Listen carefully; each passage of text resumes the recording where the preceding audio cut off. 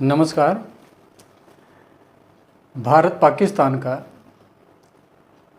Operation सिंदूर जो है अभी होल्ड पर आ गया है।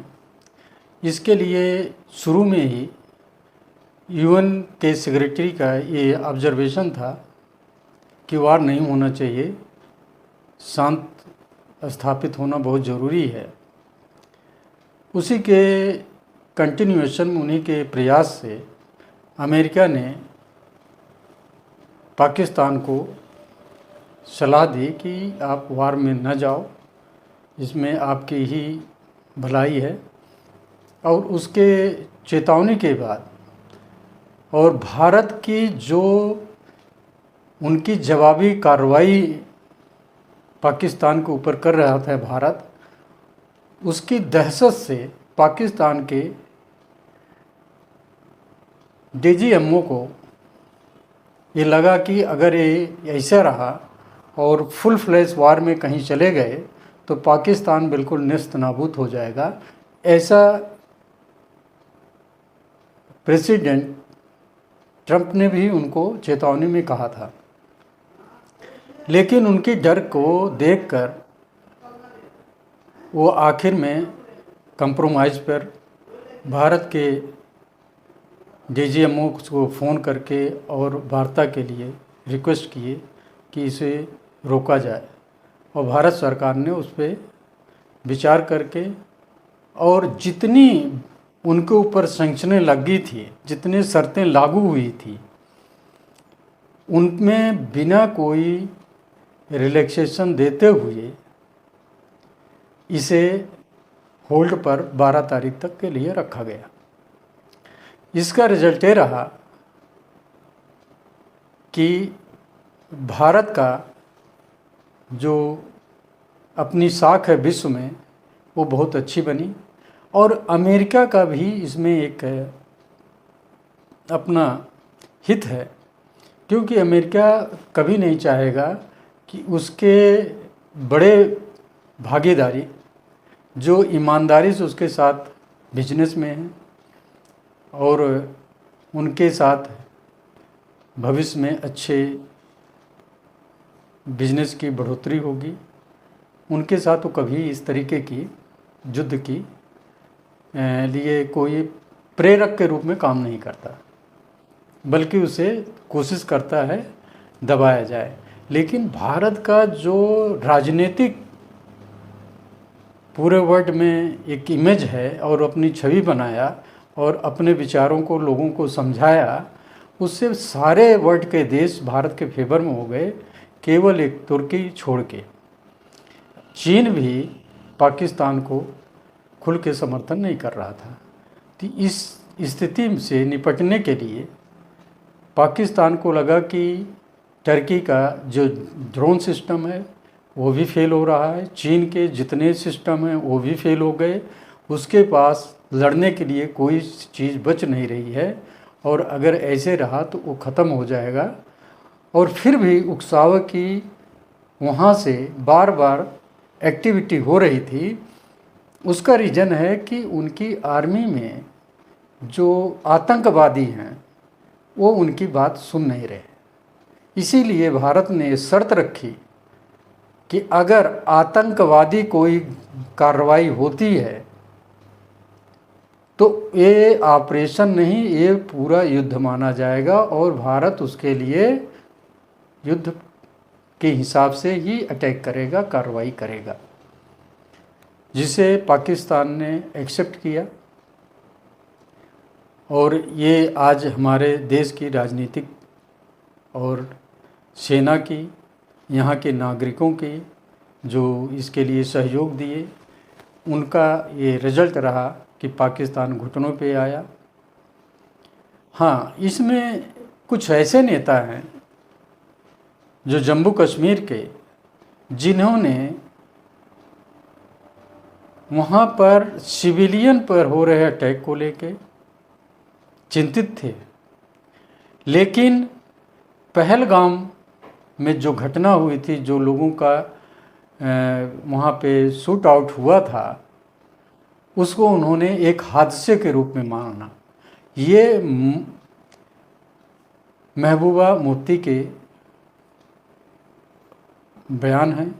और आपको पता होगा जब बीजेपी के साथ ये सत्ता में थी तो जब भी कोई आतंकवादी मारा जाता था ये वहाँ ज़रूर जाती थी। और ये अभी पीछे अमरुद्दौला ने भी कहा महबूबा मुफ्ती तो आतंकियों के मारे जाने पर उनके घरों में जाती थी। यही एक सिंपैथी है और जो पाकिस्तान को कुछ न कुछ बल दे रहा है। अब भी समय है, कश्मीर के लोग बिल्कुल निष्पक्ष होके और भारत का समर्थन करें और भारत के लिए सहयोग करें।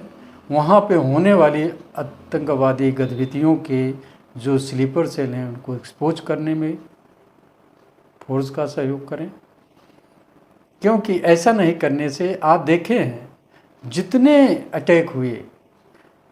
उमर अब्दुल्ला चीफ मिनिस्टर साहब ने भी कहा कश्मीर में हमने ऐसा कभी नहीं देखा, न 71 में देखा न 65 में देखा। लेकिन इस बार जो हो रहा है कश्मीर में वो अलग ही हो रहा है, उसका रीज़न भी कुछ होगा। इसलिए कश्मीर के लोगों को शांति समृद्धि चाहिए। वहाँ पर जो भी अभी पाकिस्तानी स्लीपर सेल हैं या पाकिस्तानी आतंकवादी हैं उनको एक्सपोज करें और हमारे तीनों फोर्सों का सहयोग करें।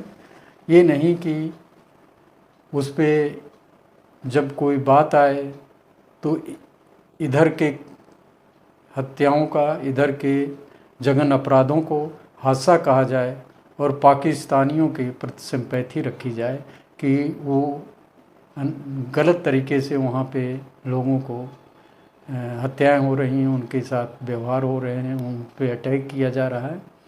ये सारे बयान जो हैं देश के हित में नहीं होते, न किसी के हित में होते हैं। भारत का नागरिक होने के नाते महबूबा मुफ्ती को ऐसे बयान नहीं देने चाहिए, ये गलत है। लेकिन जो देश की स्थिति है आज, जो देश का गौरव बढ़ा है इस वार से, ये वार क्या कहिए, एक लिमिटेड, एक सिंबॉलिक वार था जिसकी कोई मतलब 2-3% भी भारत ने अटैक नहीं किया अपनी क्षमता का। उसकी वजह से ये बर्बादी जो पाकिस्तान में हुई पूरा संसार देखा और भारत की सेनाओं का लोहा माना और समझ लिया कि भारत से उलझना उस देश की बर्बादी होगी जो भारत के साथ इस तरीके की सैनिक गतिविधियों के लिए एंगेज होगा। ये एक बहुत बड़ा संदेश पूरे विश्व में गया। एक कहिए कि कुशल नेतृत्व की ही कारण ये हो रहा है। इसमें कोई ये नहीं है कि सरकार कैसी है क्या है, ये मैं नहीं कह सकता, लेकिन जो नेतृत्व है आज का वो बहुत ही स्ट्रांग है, देश के लिए समर्पित है और ये पॉलिटिकल नहीं है, ये देश के लिए एक अपनी भावना है, अपना समर्पण है आज की सरकार का। और जो उनके साथ उनके वचन हैं वो हैं कि इसका बदला लेना है हमें पहलगाम का। उन्होंने उसके लिए कार्रवाई की और ये नहीं डरे कि उनकी परमाणु बम कहाँ है क्या है, धमकियों के बगैर परवाह किए देश का गौरव बढ़ाया गया। ये एक आज के माहौल में राजनीति के ऊपर, इसके ऊपर राजनीतिक पॉइंट ऑफ व्यू से कोई भी चर्चा नहीं होनी चाहिए। अगर होनी चाहिए तो केवल भारत के गौरव की बात होनी चाहिए, सेनाओं के गौरव की बात होनी चाहिए, यहाँ के जनता के मनोबल की भावना में बात होनी चाहिए। जो बॉर्डर पर हैं उनकी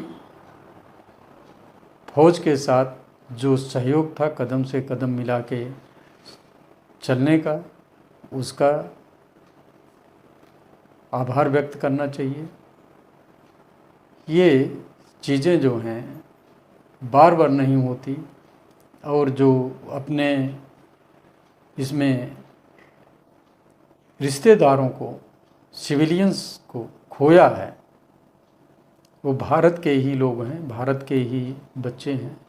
उनके लिए शोक व्यक्त करना चाहिए और उसको इस तरीके से देखना चाहिए कि वो शहीद हुए हैं पाकिस्तानी के कायराना हमलों का और उनके आतंकवादी गतिविधियों का, इसे जहन में याद करके ही रखना चाहिए कि कभी भी कोई भी कार्रवाई हो तो सख्त हो और उनके ऊपर कभी विश्वास नहीं करना है जो भारत के खिलाफ कोई सोच रखते हैं।